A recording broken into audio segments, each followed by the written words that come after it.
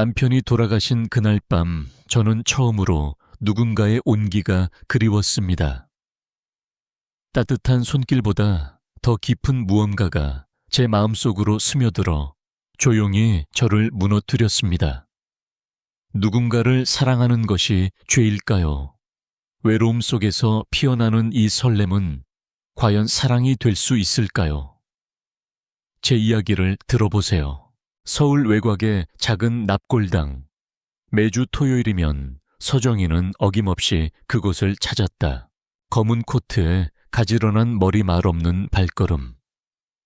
올해 58인 그녀는 남편 윤기석이 세상을 떠난 지 6해가 지났어도 여전히 그 자리를 지켰다.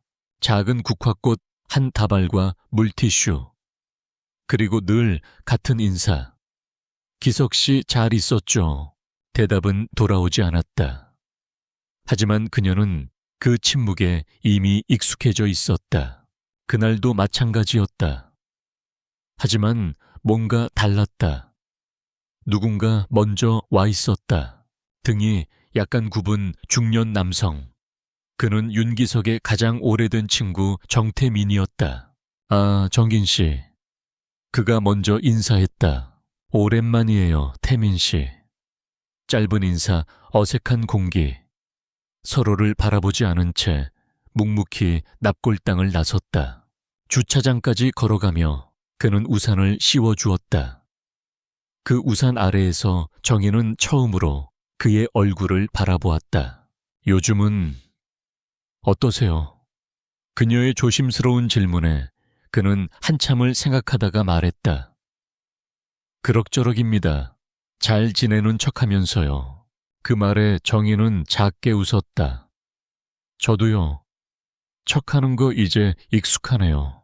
우산 아래 묘하게 따뜻한 침묵이 흘렀다. 가끔 차 한잔 하실래요? 뜻밖의 제안이었다. 그녀는 놀랐지만 고개를 끄덕였다. 그것은 예의도 호의도 아니었다. 단지 오랫동안 닫아뒀던 마음의 문이 잠시 열리는 순간이었다. 그리고 그 문 너머로 오래전 한 여름의 기억이 어렴풋이 떠올랐다. 7년 전 강릉 바닷가. 기석, 정인, 태민, 그리고 태민의 아내 수진. 함께 보냈던 여름 휴가. 작은 펜션과 짭조름한 바다 냄새. 그리고 숯불에 고기를 굽던 태민의 모습. 기석 형은 소고기 좋아하시죠? 그의 말에 정희는 잠시 놀랐다. 남편도 가끔 있는 취향을 그는 기억하고 있었다. 야, 넌 내 아내 입맛까지 외우냐? 기석이 웃으며 말했다. 그날 밤 남편은 술에 취해 일찍 잠들었고 정희는 수건을 털다가 테라스 커튼을 젖혔다. 그곳에 태민이 있었다. 혼자 맥주를 마시며 바다를 바라보고 있었다. 못 주무세요. 그가 고개를 돌려 그녀를 바라보며 말했다. 정인 씨 머리 푼 모습 예쁘네요. 그 말에 그녀는 멈췄다. 그 말은 가볍게 넘길 수 없는 말이었다. 특히 남편의 친구에게서는 그날 이후 그 장면은 머릿속에 자주 떠올랐다. 그의 시선, 말투바다 냄새와 함께 어딘가 흔들렸던 마음. 설렘은 아니었지만 확실히 외면하고 있던 감정이었다. 따뜻한 봄 햇살이 유리창을 타고 카페 안으로 스며들었다. 창가에 앉아 책을 넘기던 서정이는 익숙한 그림자 하나를 느꼈다. 말없이 다가와 자리에 앉은 사람. 마치 오래전부터 그 자리에 있었던 것처럼 자연스러웠다. 반가워요, 태민 씨. 그녀가 먼저 말을 건넸다. 불쑥 와서 죄송해요. 갑자기 이곳이 생각났어요. 그는 창밖을 바라보며 조용히 말했다. 무슨 의미인지는 묻지 않았다. 그저 조용한 공기 속에서 함께 앉아 있었다. 잠시 후 그가 조용히 입을 열었다. 그 여름 기억나시죠? 강릉에서의 마지막 밤. 정인의 손이 책 위에서 멈췄다. 기억나요? 그날 제가 무례했죠. 그런 말을 해서는 안 됐는데 그는 고개를 떨궜고 정희는 조용히 고개를 저었다. 그날 이후 제 자신이 참 싫었습니다. 그런 감정을 가졌다는 게 형에게도, 형수님에게도 죄스러웠어요. 그는 천천히 그녀를 바라보았다. 근데요, 그 감정이 사라지지 않았어요. 잔잔한 음악이 흐르는 카페. 창밖에서 아이들이 비눗방울을 불고 있었다. 햇살 속에서 반짝이는 그 장면처럼 그의 고백도 조용히 빛나고 있었다. 지금 이 말도 실례일지 모르겠지만 저 아직도 그때 감정을 갖고 있어요. 정희는 말없이 커피잔을 들어 입술을 적셨다. 그녀의 손끝이 미세하게 떨렸다. 감정은 말보다 먼저 손끝에서 반응했다. 그날 이후 태미는 자주 카페에 들렀다. 대부분 말없이 와서 앉고 정기는 따뜻한 커피를 내어주었다. 말은 거의 없었지만 두 사람은 서로의 기분을 읽을 수 있었다. 어느 늦은 오후 그가 말했다. 형수님은 지금도 혼자세요. 정희는 고개를 끄덕였다. 사람들은 사랑이 젊을 때만 존재한다고 하죠. 근데 저는 요즘 더 외롭습니다. 그 말에 정기는 아무 말도 하지 않았다. 그러나 그 고요함 자체가 대답이 되었다. 늦은 밤 카페 문을 닫고 마무리하던 시간, 밖엔 조용히 봄비가 내리고 있었다. 핸드폰이 울렸다. 화면엔 정태민이라는 이름. 잠시 망설이다가 받았다. 네, 죄송합니다. 이 시간에. 그런데 도저히 안 되겠어요. 지금 뵐 수 있을까요? 세요. 그는 늦은 밤 조용히 카페로 왔다. 불은 대부분 꺼져 있었고 커튼도 반쯤 쳐져 있었다. 그녀는 조용히 차를 내왔다. 둘은 마주 앉아 말없이 차를 마셨다. 계속 생각나요. 그가 말했다. 기석 형도 형수님도 그날 밤도. 하지만 그 중에서도 가장 또렷하게 떠오르는 건 그는 말을 멈췄다. 뭔데요? 정인이 물었다. 그날 테라스에서 수건 털면서 웃던 모습이에요. 그 말에 정인의 안에서 뭔가 무너졌다. 그런 건 기억하지 마세요. 그녀는 애써 웃으며 말했다. 하지만 그 웃음은 흔들리고 있었다. 잊을 수가 없습니다. 그날 이후로 전 계속 그 손이 생각났거든요. 그가 그녀의 손등을 바라보았다. 정희는 그 시선이 무서웠다. 하지만 그 시선이 너무 진심이었기에 그 손을 뿌리치지 않았다. 그날 이후 그는 더 자주 찾아왔다. 늦은 오후 손님 없는 시간, 햇살이 커튼 사이로 스며드는 고요한 순간, 말없이 앉아 말없이 커피를 마셨다. 그 고요함 속에서 그들은 점점 서로에게 스며들고 있었다. 비가 조용히 내리던 일요일 오후, 카페엔 손님이 없었고 커튼 사이로 흐린 빛이 스며들었다.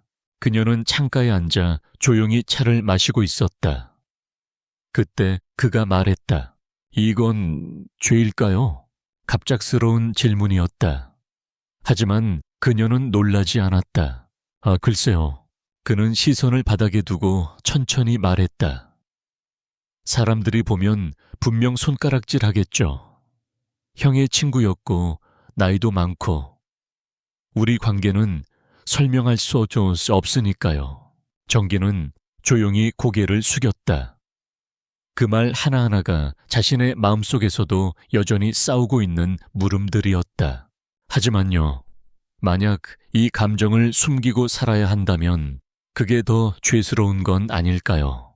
그는 천천히 손을 그녀의 손 위에 올려놓았다. 이번에도 그녀는 그 손을 뿌리치지 않았다. 그날 밤 카페 문을 닫고 나서도 그는 가지 않았다. 정희는 말하지 않았다. 머물러요 라고 말하지 않았고 그도 아무 말 없이 그녀 곁에 머물렀다. 밖에선 봄비가 창을 타고 흘렀고 가게 안은 조용했다. 그는 그녀의 어깨를 조심스럽게 감쌌고 그녀는 천천히 눈을 감았다. 정인 씨. 그가 그녀의 이름을 불렀다. 그토록 부드럽고 조심스럽게 누군가가 그녀의 이름을 불러준 건 참 오랜만이었다. 며칠 뒤 벚꽃이 활짝 피기 시작했다. 카페 앞 나무에도 꽃잎이 하나둘씩 번지기 시작했다. 정희는 평소처럼 카페를 열고 손님을 맞았다. 하지만 이상했다. 늘 인사하던 단골은 말을 아꼈고 웃으며 다가오던 이웃들도 눈을 피했다. 어느 날 아침 카페 문 앞에 작은 쪽지 하나가 놓여 있었다. 사장님 참 용감하시네요. 휘갈겨 쓴 글씨. 이름도 없고 흔적도 없는 문장 하나. 정기는 그 쪽지를 주머니에 넣었다. 마음 한켠이 서늘하게 식었다. 그날 오후 예고도 없이 딸 지원이 찾아왔다. 표정은 굳어 있었고 눈빛은 단단했다. 엄마. 단 한마디로도 모든 게 느껴졌다. 엄마, 진짜 그 사람이랑 만나는 거야. 정희는 숨기지 않았다. 고개를 끄덕였다. 미쳤어. 그 사람 아빠 친구였잖아. 지원의 목소리는 점점 높아졌다. 어릴 때부터 가족처럼 지냈던 사람이야. 그런 사람과 엄마 진짜 몰라. 정희는 무언가 말하려 했지만 입속에서 맴돌던 말들은 나오지 않았다. 아빠보다 나이도 많고 엄마랑 엮이기엔 너무 복잡한 사람이야. 그 순간 정희는 딸의 눈에서 어린 시절의 그 아이를 보았다. 아빠를 그리워하던 아이. 가족이라는 울타리를 절대적인 것으로 믿었던 아이. 그래서 조용히 말했다.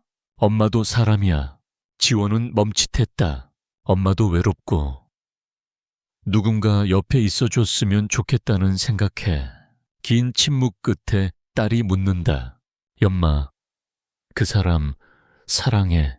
정기는 망설이지 않았다. 응, 사랑해. 벚꽃이 활짝 피었다. 카페 앞 나무에도 분홍빛이 가득 번졌다. 정희는 평소처럼 커피를 내리고 책장을 정리하고 일상의 작은 루틴을 지켜갔다. 하지만 어딘가 이상했다. 태민이 오지 않았다. 며칠째 연락도 없고 메시지도 읽지 않았다. 처음에는 바쁘겠거니 했다. 이틀 사흘이 지나자 걱정이 스며들었다. 그리고 일주일째 정희는 마음을 다잡고 그가 자주 가던 공원으로 향했다. 그곳엔 아무도 없었다. 대신 벤치 위에 작은 봉투 하나가 놓여 있었다. 전긴 씨. 그녀의 이름이 또박또박 적혀 있었다. 손끝이 떨렸다. 정기는 봉투를 조심스럽게 열었다. 죄송합니다. 저는 결국 이 감정을 끝까지 붙잡을 용기가 없었습니다. 세상의 시선, 당신의 딸, 제 자신에게도 단 한 가지도 확신할 수 없었습니다. 하지만 한 가지는 분명합니다. 저는 진심으로 당신을 사랑했습니다. 편지를 다 읽고 정희는 천천히 벤치에 주저앉았다. 처음엔 분노가 솟구쳤다. 왜 아무 말도 없이 떠났냐는 원망. 왜 모든 걸 혼자 결정했냐는 배신감. 하지만 시간이 흐르자 그의 입장이 이해되기 시작했다. 그도 두려웠을 것이다. 나이 상황 사람들의 시선 무엇보다 끝까지 함께할 수 없다는 현실. 그날 밤 정희는 다시 납골당을 찾았다. 기석에 이름이 적힌 유리문 앞에 앉아 그녀는 조용히 말했다. 당신이 미워했던 사람 이제는 내 마음에서 조금씩 지워질 거예요. 아니면 그냥 조용히 놓아둘게요. 당신 옆엔 여전히 내가 있으니까요. 그녀는 꽃을 내려놓고 그 옆에 조심스럽게 편지 한 장을 끼워 넣었다. 그 사람이 당신보다 먼저 저를 사랑했다고 했어요. 하지만 저는 끝까지 그 사람에게 미안했어요. 그래도 그 시간 동안 제 삶은 조금 덜 추웠답니다. 당신도 그걸 알고 계셨으면 좋겠어요. 그날 이후 정희는 다시 혼자가 되었다.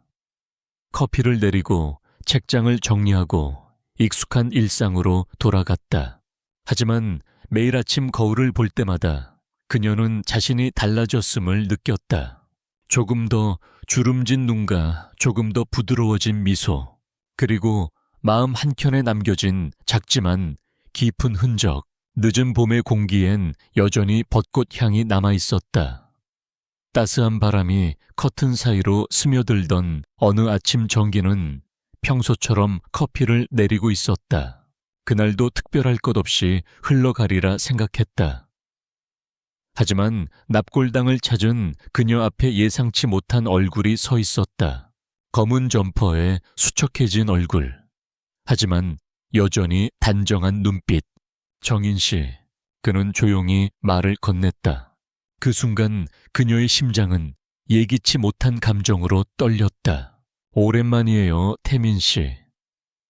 정인은 담담하게 인사했지만 그 안에는 수많은 감정이 얽혀 있었다. 그는 한 걸음 다가서며 말했다. 제가 도망친 게 맞습니다. 당신이 아니라 제 감정에서요. 그녀는 천천히 고개를 끄덕였다. 저도 그랬어요. 사랑한다고 해놓고 끝까지 용기 내지 못했어요. 둘은 아무 말 없이 벤치에 앉았다. 한동안 바람 소리만 들렸다. 그는 조심스럽게 그녀의 손을 잡았다. 그 손은 전보다 조금 더 말랐지만 온기는 여전했다. 잘 지내셨어요? 그녀가 조용히 물었다. 아니요. 그 편지를 남기고 나서 매일 후회했습니다. 정희는 작게 웃었다. 저도요. 매일 그 벤치를 떠올렸어요. 그날 두 사람은 공원을 함께 걸었다. 말이 많지 않았다. 하지만 서로를 향한 감정은 말보다 진했다. 햇살은 따뜻했고 벚꽃은 다시 흩날리고 있었다. 사람들의 시선은 여전히 날카롭고 세상의 잣대는 쉽게 바뀌지 않았다. 하지만 정인의 마음 어딘가엔 조용한 변화가 시작되고 있었다. 이제는 누군가의 아내로만 기억되고 싶지 않았다. 누군가의 사랑이었던 사람으로 남고 싶었다. 다시 만날 수 있을까 생각했어요. 그가 말했다. 나도요. 하지만 그게 이렇게 봄일 줄은 몰랐어요. 그는 고개를 끄덕이며 말했다. 우리한테는 이 늦은 봄이 꼭 필요했던 것 같아요. 그날 이후 두 사람은 다시 자주 만나기 시작했다. 예전처럼 카페에서 말없이 앉아 커피를 마시고 가끔 눈이 마주치면 작은 미소를 나눴다. 태민은 예전보다 말이 적어졌고 정희는 더 조용해졌다. 하지만 이상하게 그 고요함이 편안했다. 오늘은 볕이 참 좋네요. 그녀가 창밖을 바라보며 말했다.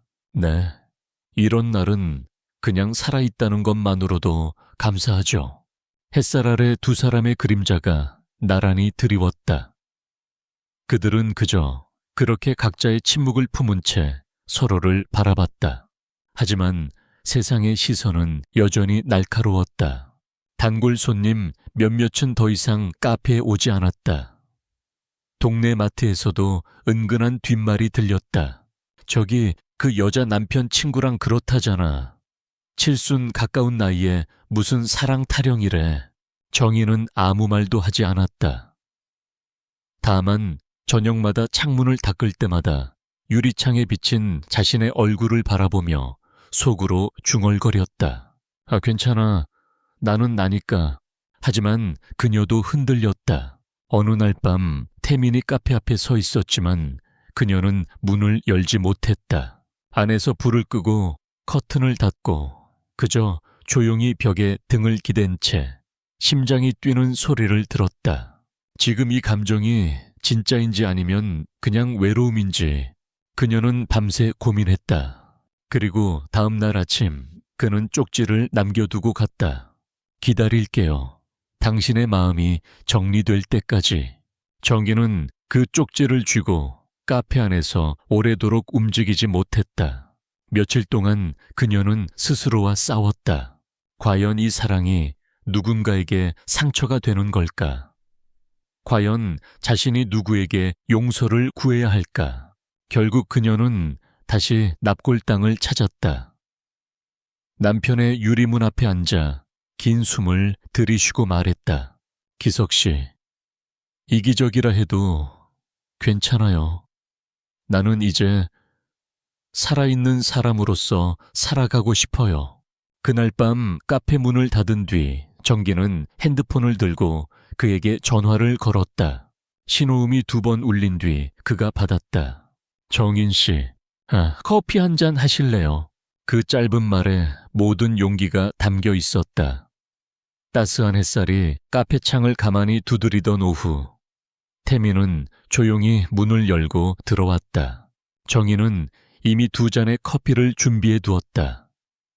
그는 익숙하게 자리에 앉았고 두 사람 사이엔 조용한 숨결만이 흐르고 있었다. 생각보다 빨리 전화를 주셨어요. 그가 말했다. 정희는 웃으며 대답했다. 더 늦으면 다시 용기 못 낼까 봐요. 그는 고개를 끄덕이며 말했다. 저도 그랬어요. 한 번 더 뒤돌면 다시는 돌아올 수 없을 것 같았어요. 창밖에선 벚꽃이 마지막 잎을 흩날리고 있었다. 사람들이 뭐라고 하든 이젠 괜찮아요. 정인이 조용히 말했다. 누군가의 아내였던 기억보다 누군가의 사랑이었던 시간이 더 오래 기억에 남을지도 몰라요. 그는 작게 웃었다. 맞아요. 우리 나이의 사랑이란 누구의 허락이 아니라 우리 자신이 선택하는 거죠. 그날 이후 그들은 특별한 이름을 붙이지 않았다.